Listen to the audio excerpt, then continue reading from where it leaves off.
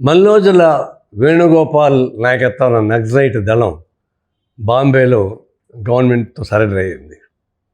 ఇది గత కాలం జరుగుతుంది. అమిత్ షా హోమ్ మినిస్టర్గా నక్సలైట్ 2026 మార్చికి అంతా చంపేస్తానని చెప్పేసి ప్రకటించాడు. ఇంతవరకు ఎన్నికైన ప్రభుత్వం ప్రతిదీ నేను చంపేస్తాను ఇప్పుడు చెప్పలే, అది ఫ్యాక్షన్లు చెప్తారు తప్ప. అట్లాంటి పరిస్థితుల్లో నక్సలైట్లని చంపేస్తున్నాడు. దాని మీద మేము రియాక్ట్ అనమాట. వాస్తవమే, నక్సలైట్లు మీరు చంపగలరేమో, నక్సలైట్ మీరు చంపలేరు, మీరు చేత కాదు. అది ఒక సిద్ధాంతం, ప్రపంచవ్యాప్తంగా సిద్ధాంతం. కాబట్టి నక్సలైట్ చంపడం మీ ఉద్దేశం, చిత్తం శివుడి పైన చూపు ప్రసాదం పైన అన్నట్టుగా ఈ అడవి భూములు మొత్తం ఖాళీ చేయించి నక్సలైట్ని గిరిజనులు పంపించేసి కార్పొరేట్ కంపెనీకి అప్పగించాలని ఉద్దేశం తప్ప ఇంకోటి కానీ కాదని చెప్పేసి మా ఉద్దేశం. అయితే మేము వెనుక చేసేటంటే, ఒకవైపు నక్సలైట్స్ని చంపుతున్న కానప్పుడు దీన్ని కాపాడుకోవాల్సిన అవసరం చెప్పేసి నేను ప్రత్యేకంగా కొంతమందిని కలిశాను. నేను పేర్లు చెప్పడం బాగుండదు. ఒక కేంద్ర మంత్రిని కలిశాను, నక్సలైట్ అనుకూలమైన నాయకులను కలిశాను, డెమోక్రటిక్ అభిప్రాయం కలిగిన వాళ్ళని కలిశాను. కలిసి దీన్ని ఎట్టయినా కానీ 1 నెల 2 నెలల్లో విరామం ఇప్పిస్తే ఆ విరామంలో మేము అందరం కలిసి మాట్లాడుకొని ఒక పరిష్కారం చేసుకుంటాం అనిపిస్తే ఒక సంకేతం మాకు పంపించారు నక్సలైట్ నాయకులు.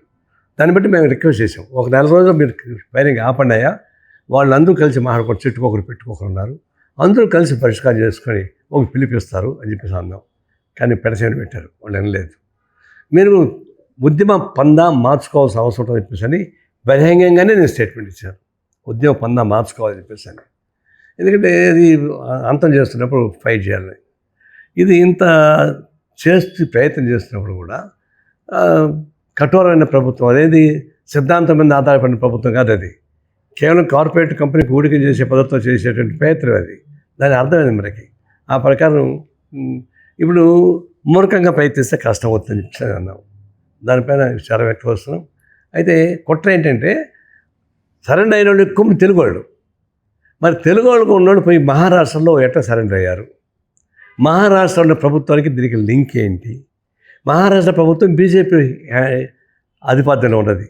అంటే బీజేపీనే వాళ్ళని బెదరగొట్టి నెగోసియేషన్ చేయించి సరెండర్ చేయించుకోవడానికి ఒక పెద్ద ఎత్తున చేశారు. రెండవది ఏంటంటే, వాళ్ళు ఆంధ్రాలో సరెండర్ అయినా తెలంగాణ సరెండర్ అయినా వాళ్ళ పార్టీకి బెనిఫిట్ రాదు. అది బీజేపీ గవర్నమెంట్ కాబట్టి బీజేపీ గవర్నమెంట్ సరెండర్ అయితే ఆ పొలిటికల్ బెనిఫిట్ వాళ్ళు వస్తుందని చెప్పేసి రాజకీయ సంకుచిత స్వభావంతో వాళ్ళతో మేనేజ్ చేశారు. ఆ ప్రకారం సరెండర్ చేసే ఒక ప్రక్రియ అయింది. అందులో ఈ నాయకుడు కూడా సరెండర్ అయిన పద్ధతి ఎవరికి నచ్చలేదు, మాకు కూడా నచ్చలేదు.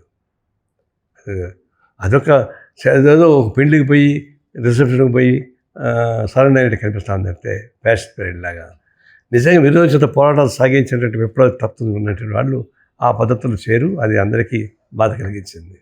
అయితే దీన్ని బట్టి ఇప్పుడు ఒక చరిత్రహీనుడు చరిత్రకారుల్ని విమర్శిస్తే వీడు చరిత్రలో ఎక్కుతాడు అనుకున్నటువంటి ఒక మూర్ఖుడు ఒక ఆర్టికల్ రాశాడు. వాడి పేరు చెప్పడం బాగుండదు. అతను ఏమంటాడు, రావి నారాయణ రెడ్డి తెలంగాణ సాయుధ పోరాటం నుంచి బాంబేకి వెళ్ళిపోయాడు. ఇప్పుడు ఈ నక్సలైట్ నాయకుడు కూడా వేణుగోపాల్ ఆయన బాంబేలోనే పోయి సరెండర్ అయ్యాడు. ఆయన బాంబేలో సరెండర్ అయ్యాడు, ఈయన బాంబేలో సరెండర్ అయ్యారు. వీళ్ళందరూ ద్రోహులు, విప్లవ ద్రోహులు అని చెప్పి చెప్తా ఉన్నాడు. తెలంగాణ సాయుధ పోరాటం ఏంటి? అది అంతర్జాతీయ స్థాయిలో చర్చించబడింది. ఎత్తుగడల రీత్యా కరెక్ట్ కాదని నిర్ణయం తీసుకొని దాన్ని ఆపడం జరిగింది. ఆ టైంలో రామినారాయణ రెడ్డి అభిప్రాయం కూడా దాన్ని ఆపాలని ఉద్దేశమే. అప్పుడు ఆయనకు ఒక థ్రెట్ వస్తే బాంబేలో పోయి కమ్యూనిస్ట్ పార్టీ హెడ్ క్వార్టర్లో ఉన్నాడు ఆయన బయటకు వచ్చాక భారతదేశంలో అందరికన్నా ఎక్కువ ఓట్లు, నెఫ్ట్ కన్నా ఎక్కువ ఓట్లు వచ్చినాయి. ఆయన దేశద్రోహం అయితే ఆయన మన్నిస్తారా? ఆయన దాదాపు 500 ఎకరాల భూమిని మొత్తం పేదవాళ్ళకి పనిచేశాడు. 2000 ఎకరాల భూమిని పనిచేశాడు. అలాంటి త్యాగ పురుషుని పట్టుకొని హేళన చేయడం, తర్వాత ప్రాణాన్ని కొట్టి 30-40 ఏళ్ళుగా అండర్గ్రౌండ్ పోరాటం సాగించినటువంటి వేణుగోపాల్ని కూడా ఆ పద్ధతుల్లో తోలనాడడం ఎంత ఘోరమేది. త్యాగం చేసిన వాళ్ళని ఈ పద్ధతిలో విమర్శిస్తారా? ఈయన కూడా సోకాళ్ళు విప్లవకారుడి కింద మాట్లాడుతున్నాడు. ఈయన ఒక దేశద్రోహి. ఇలాంటి దేశద్రోహులు దేశకు త్యాగం చేసినటువంటి మందోజు వేణుగోపాల్ గురించి కానీ లేకపోతే రఘునారాయణ గురించి మాట్లాడే నైతికత మీకుందని ఈ స్థాయికి దిగజారిపోతారా? నేను తీవ్రంగా ఖండిస్తున్నాను.